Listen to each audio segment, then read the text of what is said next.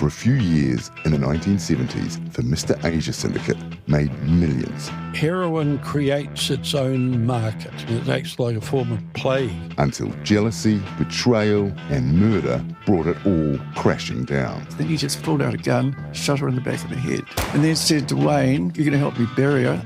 This is Mr. Asia, A Forgotten History. All episodes now available on iHeartRadio, Apple, Spotify, or wherever you get your podcasts.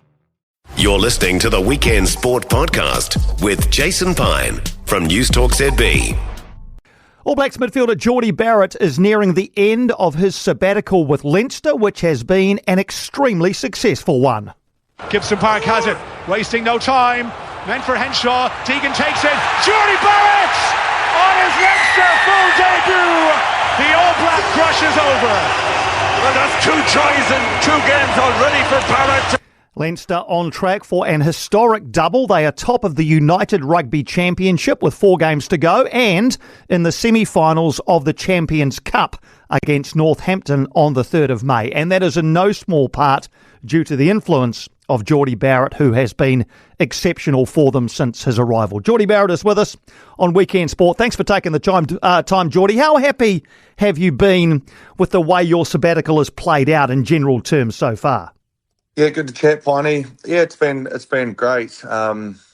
Somewhat coming up here into the unknown, but the challenge is what enticed me, and it's been a good transition so far. And in terms of the coaching's been great group of boys, obviously, which helps. Majority being Irish internationals, which also helps too. And yeah, just enjoying a change of scene and out of my comfort zone in some ways. So the footy's been going good. Has the standard of the rugby in the URC and also in the Champions Cup been what you expected it would be? Yeah, probably as expected. I mean, there's been some challenging games, and then, I mean, respectfully, there's been some games that have been a little bit below I guess the top of the table clashes, but that's just the way it is. And the way it works, particularly at Leinster, like throughout the Six Nations, you lose 22 or 23 internationals, and all of a sudden you're playing with a lot of academy players or young guys or guys that are on the brink of international. So it's a great challenge in that sense, and a good leveler and an opportunity to lead throughout those weeks when you have the opportunities. And then when the internationals come back, you kind of just got to worry about doing your job. So it's been a nice balance. Have you been mainly playing at second 5, or have you had some games at fullback as well? Yes, mostly. I mean, it's been a 50-50 split in terms of 15 and 12. Spend most of my training at 12, but it's been nice in that sense, just being able to bounce between a couple of positions again. And look, I've been enjoying my footy at 15.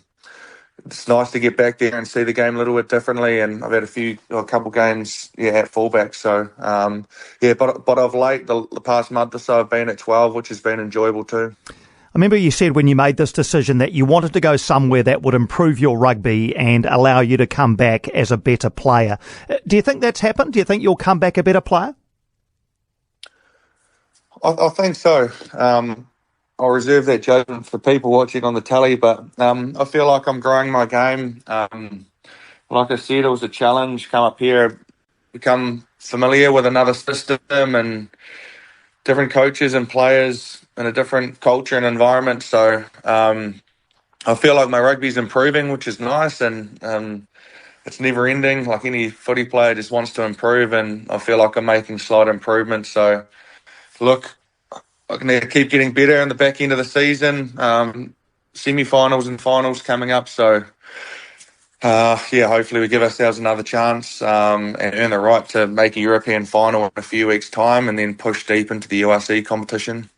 I know there was some concern among some people that you didn't have much of a break between the end of season 2 with the All Blacks at the back end of 2024. You went straight to Leinster, but the way it's set up over there with Six Nations and the calendar, you had most of February, in fact, I think all of February and a decent chunk of March when you didn't play. So did that give you the break that you needed to refresh? Yeah, for sure. I think there's absolutely no concern in terms of my workload. Leinster have been outstanding in managing that. I went 8 weeks without playing footy. yeah, throughout that January, February Six Nations phase, and it got to a stage where I actually felt like I needed to start playing footy again. So I've been managing me really well. I felt fresh, ready to come back, particularly the last month or so, playing rugby, and it was an opportunity to, look, I spent a couple of weeks out of the environment, and then I had a good 5 or 6 week block where I was able to recondition, get in the gym and train fully from I guess Monday to Saturday throughout the week. So mentally and physically, I was in a great spot, ready to launch into this back end of the season. It's been a great season for Leinster. Top of the URC, 4 games to go, semi-finals of the Champions Cup, just one loss all season, and that was by 1 point against the Bulls at Loftus. What have been some of the main reasons for the team's success?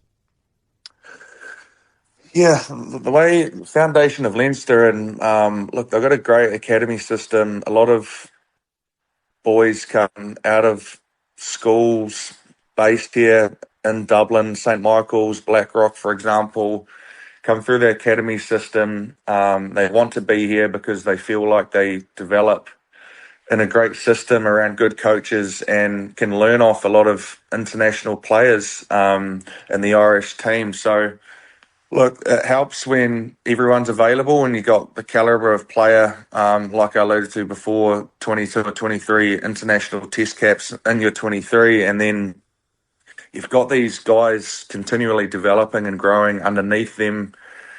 When the international players get rotated out or they're away for Six Nations duty, it gives opportunities to the younger guys, and then it's, I guess, perfect development for them where they don't actually need to be playing every week, so they might have a couple of games, then come out of the 23 and they get the opportunity to sit back, learn from older players and go through those preview processes. And it's just a great club for, I guess, developing as a player. Your last game was a comfortable win over Glasgow in the quarterfinals of the Champions Cup. You got rave reviews for your own performance. How pleased were you with the way you played in that game specifically? Yeah, I was very pleased, Piney. I was on edge all week because, I was starting at 12 and Robbie Henshaw, who's been an Irish legend and Leinster legend, was playing his 100th cap that day. So, look, internally there's a lot of added pressure that way. But, look, Leo's always had conversations. Might be on the bench, I might be starting. Wherever I fit into the puzzle, it doesn't matter as long as it equates to some good rugby and ideally wins, and who knows, hopefully a trophy or two at the back end of the season. So, look, I'm happy with the way I'm going at the moment, but the challenging footy is all ahead of me, so I can't wait to get stuck in. We've got Ulster this weekend, another URC game, then Northampton in the European semi-final, and they're absolutely flying at the moment. Some great players over there. So you'll return to New Zealand in time for the All Blacks season, which starts against France in July. So how would you compare playing for Leinster as preparation for an international season compared to what you've known up till now, which is playing for the Hurricanes in Super Rugby? Yeah, I'm not sure. The transition, I guess, is obviously different because I'm in a different team and up here in Europe. But, if we make a URC final, our final's on the 14th of June, so not too dissimilar to the Super Rugby boys who have a final around the same time. So in terms of rest, the transition is the same in terms of time frame. But I'm not sure. I feel like I'll be ready to go and hopefully picked and ready to take some form into an All Black jersey, which is the main reason why I wanted to come up here in the first place. How much contact have you had with Scott Robertson while you've been away? Yeah, a little bit. Ray's has sent the odd text, which is nice, and it shows he's keeping an eye on things, and so have the other coaches. So, just touching base and making sure things are tracking well, and ultimately just healthy and playing good footy. So, had a bit of contact there. And your All Blacks midfield partner, Rieko Ioane, coming up to Leinster next year, almost a straight swap. Did he call you for any advice? Yeah, he did. He sounded me out about 10 days ago and just asked a few questions, and didn't say a whole lot, so I didn't really understand. I didn't get a good inkling of where his head or heart was, but look, I woke up yesterday on my day off and the news had dropped on my phone. So it's probably good timing. It gave me 24 hours without having a barrage of questions at training the morning I went in there. So I got all them yesterday. How do you reckon he'll go over there, Rieko? No, he'll go great. It's, like I said, it's a great place to develop as a player, and he'll see a lot of improvements, no doubt, up here as a player, and I guess out of his comfort zone in Auckland and the Blues, and a chance to grow. So I think it's a great challenge for him. And Tyler Blandell's part of the coaching setup up there. You worked with him at the Hurricanes, of course. How have you enjoyed reconnecting with him, and how's he going up there? Yeah, he's going really good. The boys are loving the way he coaches, and it's been some nice tries and plenty of points put out there last few weeks. So long may that last. But look, Tyler's going great, and the challenges will be going forward deeper into this competition when we're facing stronger defensive systems, big finals, and that's when hopefully we can put in some good work and get over the line. And it's not all about rugby. I know you love your golf. Have you managed to get a few rounds in? Yeah, it's been good in that sense. Thanks, Piney. The clocks have just gone back and the weather's starting to improve. So there's a little bit of colour in Ireland in the past month or so, which has been good. So December and January are pretty bleak, but look, I've had a nice wee balance there off field and been able to enjoy plenty of good golf courses in Ireland. So it's been awesome. Excellent to hear. Well, the rugby's obviously going well. The golf as well. No doubt you're keeping an eye on Super Rugby back here. I presume it's sort of breakfast time matches for you if you're watching them over there? Yeah, it's perfect.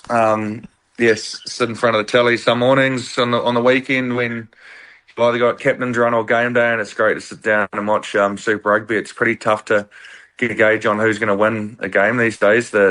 It's great for the competition and it's competitive, so it's exciting to watch. Certainly is. All the best for the rest of your time over there, Jordie. It's going well, as I say. Hope you get some silverware to enjoy at the back end of the Northern season, and I look forward to having you back here for the All Blacks season in mid-July, mate. Thanks, Piney. Great to chat. Cheers. No, great to chat to you too, Jordie. Thanks indeed. Jordie Barrett there joining us on Weekend Sport. For more from Weekend Sport with Jason Pine, listen live to News Talk ZB weekends from midday or follow the podcast on iHeartRadio.